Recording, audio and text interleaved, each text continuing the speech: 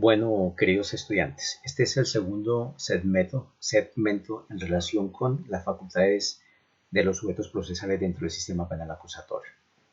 Esta facultad va hacia la víctima y está contemplada especialmente en el artículo 137 del Código de Procedimiento Penal.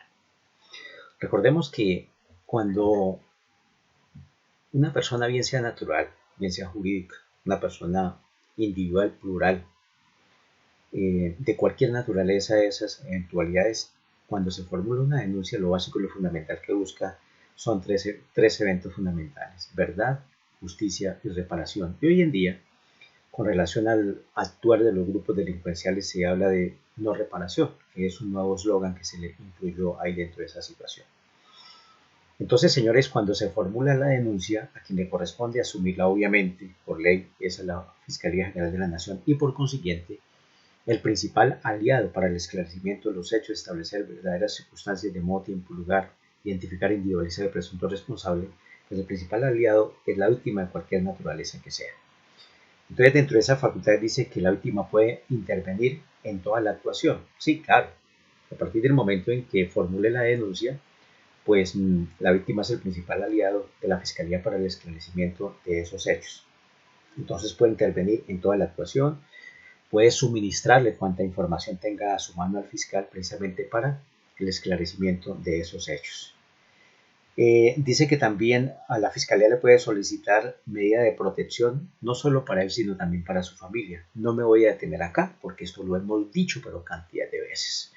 Entonces, no me voy a detener en el sentido en que cuando se hace una solicitud de esta naturaleza, obviamente que en manos del fiscal, a través de la Oficina de Protección a Víctimas y Testigos, debe tramitar si verdaderamente merece o no merece brindarle protección, no solo para él, sino también para su familia, e incluso hablamos también para los testigos. ¿De quién? De la víctima o de la fiscalía. Por tanto, eso ya lo hemos explicado ampliamente y no voy a detener en esa parte.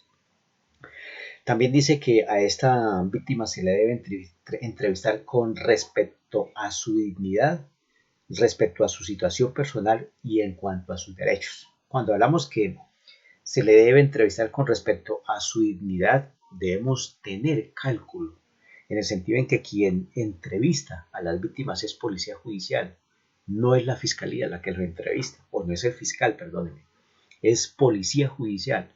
Porque es que la Corte Constitucional y también hay algunos tratadistas que dicen que si el fiscal escucha en forma directa a la víctima se puede contaminar de la información que tiene. Entonces, por esa razón, quien verdaderamente escucha en entrevista a la víctima y a los testigos es policía judicial. Y cuando se dice que se le debe escuchar con respecto a su dignidad, quiere decir que es con respeto, porque no sabemos si estamos frente a una persona letrada o frente a una persona iletrada, o frente a un humilde campesino, o frente a una humilde ama de casa, ¿qué diríamos yo? Entonces tenemos que ubicarnos frente a esa situación. Pero también dice que con respecto a su situación personal, ¿qué quiere decir ello? Que pues podemos retomar el temita anterior, pero también podríamos decir que puede ser una víctima que acaba de ser precisamente objeto de un hecho delictivo y por tanto puede llegar un tanto alterada, puede llegar un poco descompuesta, y tenemos que ubicarnos en la posición de ella en el sentido de que acaba de ser víctima de un hecho punible, y entonces nos toca es más bien brindarle todo el apoyo necesario y manejando la situación personal, pues tratar de estabilizarla, y estabilizada pues ahí sí la podemos escuchar frente a su denuncia o frente a la ampliación de la denuncia o frente a la entrevista como complemento precisamente de esa denuncia. Pero también se le debe escuchar conforme a sus derechos. Obviamente que la víctima tiene sus derechos de ser escuchada cuidadosamente, de darle un trato digno, conforme quizá nosotros querramos recibir ese trato de la Administración de Justicia. Entonces tenemos que ubicarnos como tal frente a esa persona en el sentido en que vuelvo y repito, puede ser una persona letrada, puede ser una persona iletrada, un humilde campesino, una humilde ama de casa, ¿qué diría yo? Y tratar entonces de ubicarla dentro de su sitio y dentro de los buenos términos en el sentido de estabilizarla frente a esa situación de hecho que acaba de recibir. Pero también dice que ella no necesita de estar asistido por un abogado. ¿Por qué? Porque es que el principal abogado de ella, ¿quién es? El fiscal del caso. Entonces, por decirlo así, tienen que aliarse los dos, entre el fiscal y la víctima. porque es que la víctima es el principal aliado del fiscal en el entendido en que nadie más de una manera clara y precisa le puede llevar la información en relación con los hechos que es la misma víctima. Entonces el fiscal tiene que escucharla también con respeto, tiene que abrir sus oídos para verdaderamente saber qué fue lo que ocurrió. Y obviamente que entre los dos van a trabajar de una manera mancomunada para establecer esas verdaderas circunstancias de modo, tiempo y lugar, identificar e individualizar al presunto responsable. Entonces, desde ese punto de vista, su principal abogado es el fiscal para el evento. Pero obviamente que hay que cuidarnos también de esas víctimas porque a veces nos llegan a uno con mentiras, nos llegan con los hechos supremamente adecuados a su manera. Entonces eso también debe tener mucho cuidado en el sentido en que el fiscal debe tener mucho tacto en el sentido de saber qué información es la que le está suministrando y que sea comprobable para verdaderamente establecer si hay o no hay responsabilidad. Entonces, como dice que no necesita estar asistido a abogado, además nos dice que si desea que se le designe un abogado, entonces la norma nos dice en términos generales. Si la víctima le insiste al fiscal de que se le designe un abogado, pues sí, el fiscal tiene varias salidas. Pues una de ellas le podría decir, hombre, si usted cuenta con buenos recursos económicos, pues designe su abogado para que lo represente como víctima y con todo gusto pues trabajaremos entre todos nosotros, obviamente si tiene recursos económicos. Pero la ley dice si no tiene los suficientes recursos económicos, entonces el fiscal puede acudir, hoy en día puede acudir ante el CAF, Centro de Servicios a Víctimas, y allá al coordinador solicitarle de que se le designe un estudiante para que represente a esta víctima. Y por consiguiente el coordinador designará a ese estudiante. Recordemos el CAF, Centro de Atención a Víctimas, es una institución que está creada entre la Fiscalía General de la Nación y también el gobierno norteamericano. Ahí está integrado ese CAF más o menos por entre 70 y 80 estudiantes de diferentes universidades, obviamente universidades reconocidas y de donde salen estos muchachos y van a hacer la representación de las víctimas. De tal suerte de que de ahí sale el estudiante y va a representar a esta víctima desde el comienzo hasta el final, haciéndole saber de que ese apoderado de víctima, ese estudiante, puede acompañar al fiscal en las audiencias, en todas las audiencias que se hagan, incluso en las audiencias reservadas. Obviamente que haciéndole las observancias del caso en el sentido en que la audiencia reservada debe mantenerse esa reserva sumarial, que todo lo que se desarrolla no tiene que salir de ahí ni mucho menos.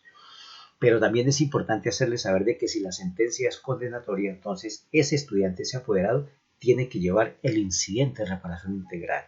Es él a quien le toca adelantar ese incidente de reparación integral y ya no estará acompañado por el fiscal. Obviamente que si el fiscal lo quiere acompañar, lo acompaña, pero eso ya es una cuestión netamente propia de quién, del estudiante.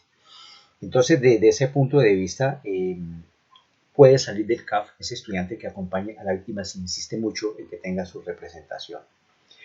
En relación también con las facultades de la víctima, dice que excepcionalmente le puede solicitar al juez que le brinde protección. Claro, eso ocurre especialmente cuando el proceso está en la etapa del juicio. Entonces, estando el proceso en la etapa del juicio, divinamente la víctima se puede saltar por encima del señor fiscal y obviamente que con todos los elementos materiales de prueba tratar de demostrar de que efectivamente está corriendo riesgo y solicitarle al señor juez de conocimiento de que le dé protección. Y obviamente que esa protección va a ser por intermedio de quién, de la Fiscalía y la Oficina de Protección a Víctimas y Testigos. Y tiene que llevarle los elementos materiales de prueba para demostrar de que efectivamente está siendo objeto de hostigamientos, de amenazas o qué diría yo. Y el señor juez divinamente puede impartir esa orden sin dejar de lado de que esa decisión del juez de conocimiento puede ser susceptible de los recursos de ley y ya lo que decía en segunda instancia. Si segunda instancia decide que hay que brindarle protección o no, eso sí ya es decisión de los jueces de segunda instancia desde ese punto de vista. Dice que a la víctima se le reconoce a partir de la audiencia de acusación. Es la primera audiencia después de presentado el escrito de acusación. Entonces la Fiscalía presenta el escrito de acusación. Recordemos que a renglón seguido, entre los 45 días, el juez de conocimiento debe convocar para la audiencia de acusación. Ahí es el elemento básico y fundamental en donde debe la víctima hacerse parte dentro del proceso para que el juez de conocimiento lo reconozca como tal. Recuerde, es el juez de conocimiento quien lo reconoce como víctima. No es el fiscal ni tampoco el juez de garantías.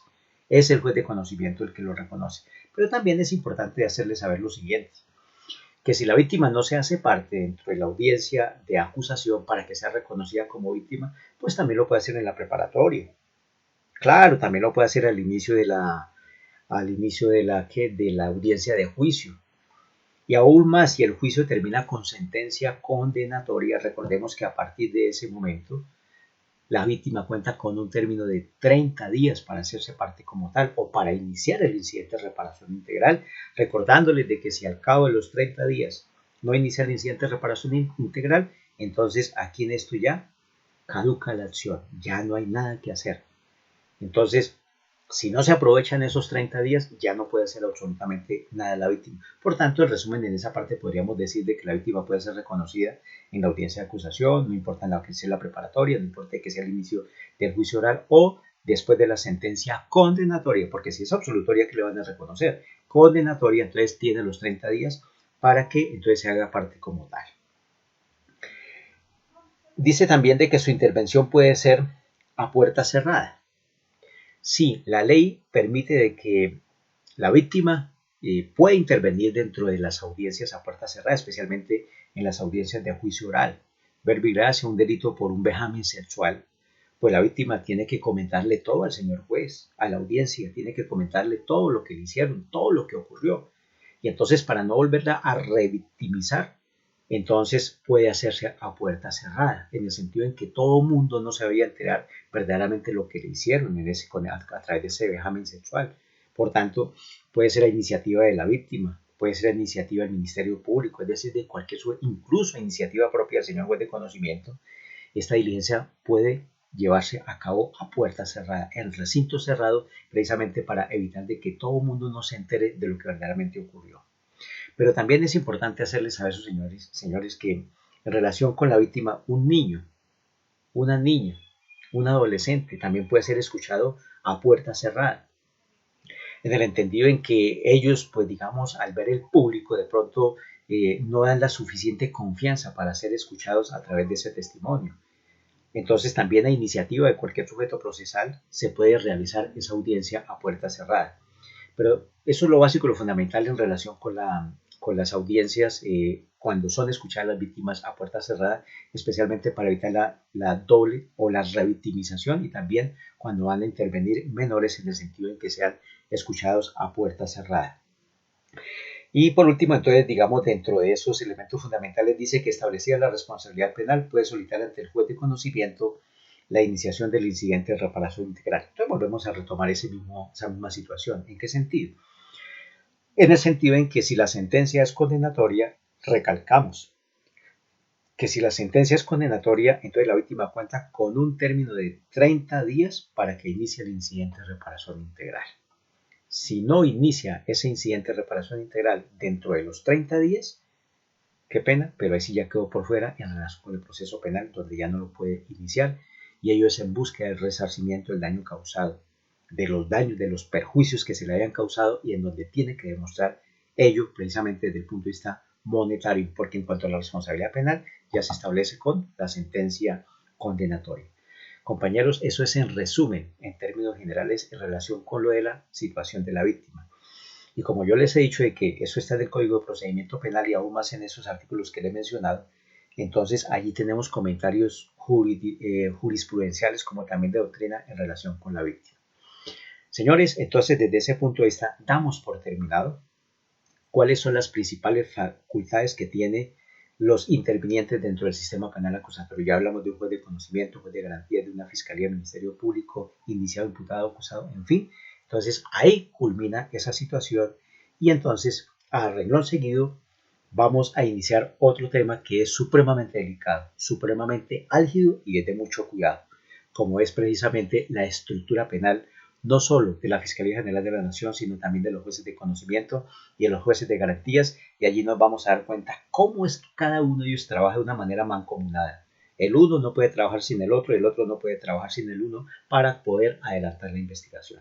Entonces, señores, este es el segundo segmento y los otros 15 minutos va a ser en relación con el siguiente segmento, que es precisamente la estructura judicial de esos sujetos procesales, que también hace parte de esta clase que va del 23 al 26 de marzo y para los grupos, todos los grupos del 7 que estamos hablando. Ya nos vemos.